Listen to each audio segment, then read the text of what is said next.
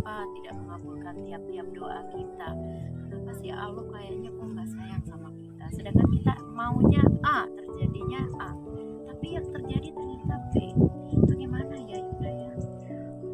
Itu sangat banyak ya yang terjadi pertanyaan seperti itu. Sebenarnya jika kita tahu betapa Allah itu sudah merancang begitu indah, mungkin kita akan sangat bersyukur. Mungkin untuk menjawab pertanyaan itu akan saya sampaikan sebuah kisah ya. Ini bisa untuk menjawab dari apa yang tadi menjadi pertanyaan.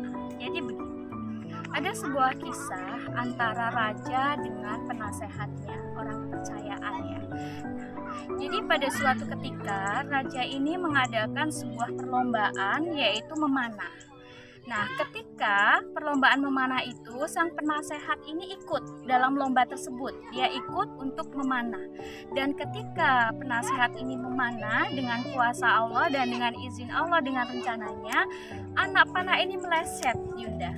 Anak panah ini meleset mengenai tangan sang raja tersebut yang menyebabkan tangan sang raja tersebut patah jarinya. Sehingga detik itu raja murka, marah. Kemudian sang raja ini menghukum sang penasehat dan sang penasehat pun marah. Kok raja kebangetan ya? Saya ini orang kepercayaan sudah mengabdi lama. Saya tidak sengaja, tapi kenapa saya tidak dimaafkan dan saya dipenjara? Kemudian sang raja pun tidak ada rasa maaf untuk penasehat itu. Dia marah, mengira bahwa kejadian itu disengaja. Intinya mereka tidak saling memaafkan. Intinya kemudian sang penasehat dipenjara. Kemudian selang hari berganti hari, minggu berganti minggu, bulan berganti bulan, sang raja ini sudah merasa baik ya kondisinya. Dia ingin pergi untuk berburu karena memang raja ini suka berburu. Nah, kemudian raja ini berburu dengan prajuritnya. Ketika berburu, ternyata Yunda, sang raja dan prajuritnya ini tertangkap oleh manusia yang memakan manusia di hutan itu. Kanibal ya. Kemudian ketika ditangkap, ini semua akan dimakan satu persatu setiap hari.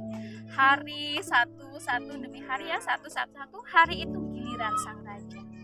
Betapa takutnya sang raja ketika sudah dihadapkan di depan kanibal itu, tapi ketua kanibal itu berkata, kami tidak memakan orang yang cacat, maka kami akan menelitimu terlebih dahulu.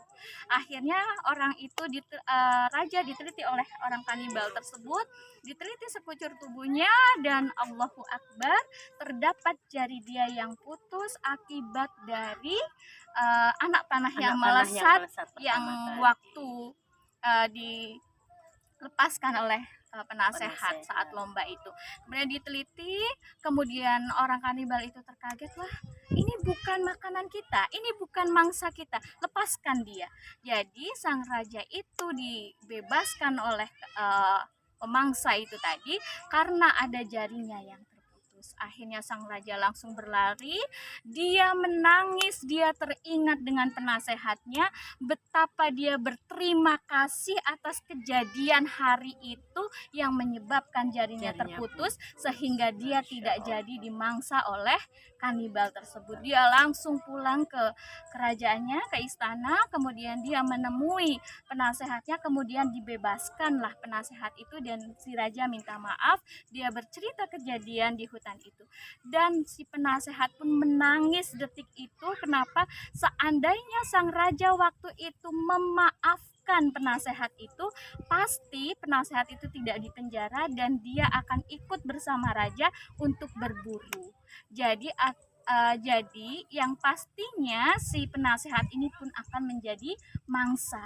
Tapi karena waktu itu Allah menakdirkan buat hati sang raja itu tidak memaafkan penasehat, kemudian dipenjara, kemudian sang raja diputus jarinya karena si penasehat ini, itu adalah sebuah rencana Allah untuk menyelamatkan sang raja dan sang penasehat di kemudian hari, yang mereka tidak ada yang tahu bahwa ada bahaya di depan yang harus Allah buat skenario cerita seperti itu agar mereka terselamat dari bahaya.